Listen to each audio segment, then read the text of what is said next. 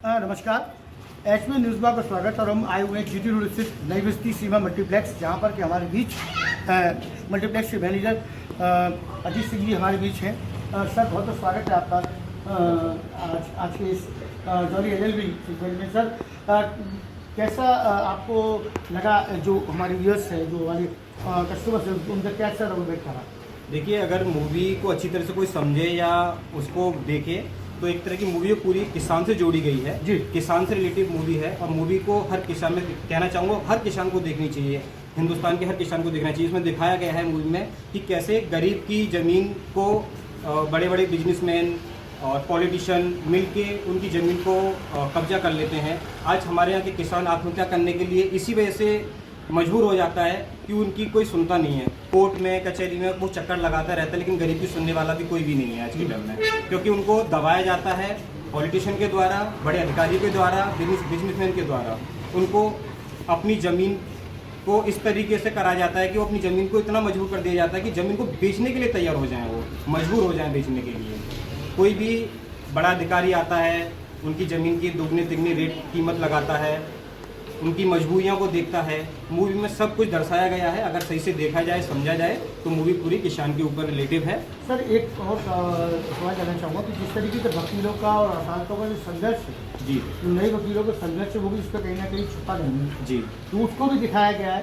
वहीं कुछ पंक्तियों के साथ मैं कहना चाहूँगा कि जिस तरीके से किसान आत्महत्या कर रहे हैं, देश में ये पहली घटना नहीं है। बहुत बार ऐसा हुआ है जब इस तरह की खबरें आई हैं कि किसानों ने आत्महत्या की है कि भूख से टूट कर जिस्म जब दोहरा हुआ होगा, भूख से टूट कर जिस्म जब दोहरा हुआ होगा, मैं सजदे में नहीं था तो मैं धोखा हुआ होगा।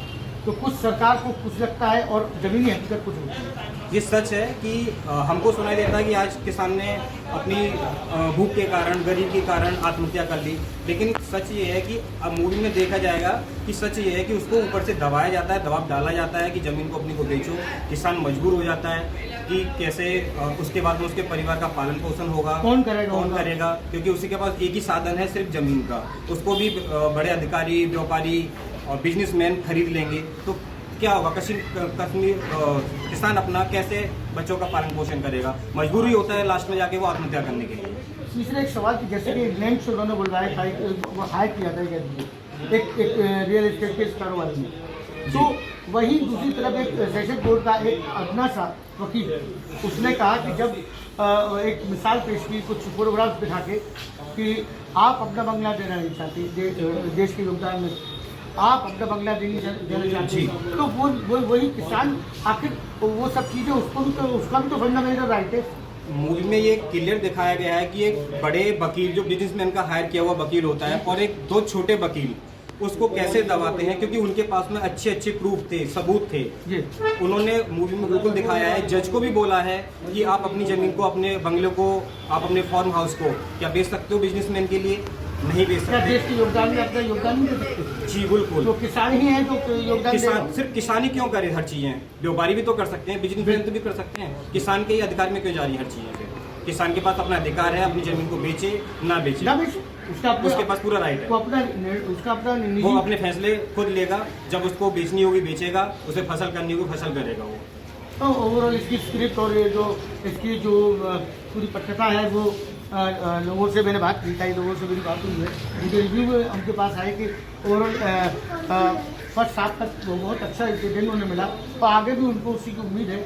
और ये किस तरीके का रिस्पॉन्स आपको देखने को मिला? कस्टमर मूवी को ऑडियंस बहुत पसंद कर रही है, रिव्यू बहुत अच्छे आ रहे हैं। मूवी में जो कोई आता है, ये समझ लो कि बैठने के बाद में पानी पीने तक के लिए कस्टमर बाहर नहीं आ रहे हैं, क्योंकि मूवी इतनी सस्पेंस में है, इतनी अच्छी मूवी है कि कोई इसको एक मिनट के लिए मिस नहीं करना चाहता, मूवी छोड़ना नहीं चाहता। क्योंकि आपके यहाँ तो 4 से 5 फिल्में लगी हुई हैं। जी, मेरे यहाँ मूवी 3 फिल्में चल रही हैं इस टाइम। 3 फिल्मों में सबसे ज़्यादा मेरे यहाँ जॉली एलएलबी 3 चल रही है। तो आगे भी हम इसके बारे में जानेंगे और इसकी रेटिंग काफ़ी अच्छी रहने वाली है। जी, तो बहुत बहुत शुक्रिया सर, आज के इस सेगमेंट में हमसे बात करने का। घंटे में अगर एक पूरा केस कंप्लीट हो जाए तो हमारे देश में जितने भी केस हैं वो सारे बहुत जल्दी कम हो जाएंगे, और एक दिन आएगा कि पूरे ख़त्म हो जाएंगे। और हम खुद एक एडवोकेट हैं, तो हम भी ये चाहते हैं। आप भी वकील हैं? जी हम वकील हैं। तो मैं एक बात जानना चाहूँगा सर कि क्योंकि वकीलों का जो संघर्ष है वो भी कुछ इसमें दिखाया गया है। बहुत संघर्ष है बहुत, और जो नए वकील हैं उनके लिए संघर्ष बहुत ज़्यादा है, क्योंकि जो सीनियर होते हैं वो जितने भी केस आते हैं वो तो जैसे उन्होंने 500 रुपये का बेचारे को नोट दिया और जी। बेचारे को जैसी उसमें फीस आती थी तो उसने अपने फीस ने अपने में से नहीं थी, उसने उसके 500 रुपये निकाल के दिए। तो ये बहुत बड़ा संघर्ष है कि उसको बड़ी मुश्किल से 500 मिले, उसको भी चले गए। पहले की जो हमारी कहानी है मूवी की जी वो बताई गई है कि एक पुअर फैमिली कैसे सरवाइव करती है जी। लाइफ को। तो अब इंटरमिशन के बाद उसके आगे की कहानी वो लोग बताएंगे कि जो किसान फैमिली थी वो आगे कैसे उस केस को जीतती है नहीं जीतती है, जो भी है XYZ। लेकिन लगी कैसी मूवी अब तक? अभी तक बहुत Overall? अच्छी थी। ओवरऑल इंटरमिशन तक जो मूवी थी वो बहुत अच्छी थी। उसके बाद जो होगी वो अब आगे आगे देखी जाएगी क्या होगा, कैसा रहेगा। हाँ। बट अभी तक मूवी अच्छी थी। मैं सजेस्ट करूँगा कि सभी लोग देखने आए इस मूवी। अरुण गुप्ता। अरुण जी क्या इसका मोटो सुप्रीम है स्क्रिप्ट का? सबसे पहले किसान ने जो इस बोला था, जो लेडी है किसान, उसने कुछ बोला था वो कुछ अलग दिखा था, उसे एक चीज़ अलग है। और अभी इंटरमिशन का आपको कैसी लगी ये मूवी? बढ़िया मूवी, बढ़िया, कितनी रेटिंग देना चाहेंगे? बहुत बढ़िया। पे बहुत एंटरटेनमेंट हुआ है एकदम।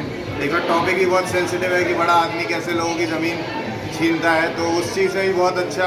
अब देखते हैं आगे कैसे बढ़ती है। अभी तक तो फुल पैसा वसूल। एंटरटेनमेंट कैसा लगा? एक केमिस्ट्री, कॉमेडी की केमिस्ट्री कैसी लगी? कॉमेडी के लिए तो खैर अक्षय कुमार और अर्शद वारसी तो है ही टाइमिंग के लिए, पर भरपूर मज़ा आया हमें।